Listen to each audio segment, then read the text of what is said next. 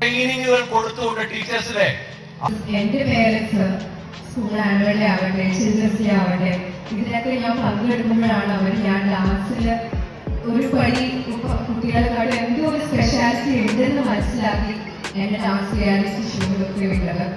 so everything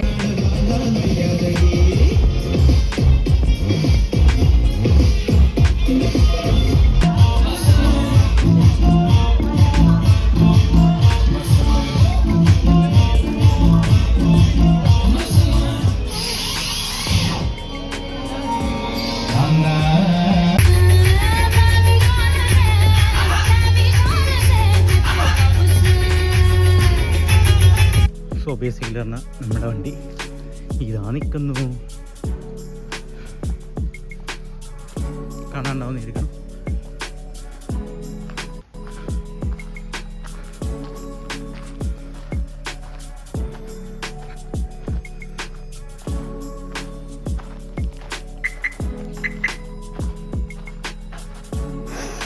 okay,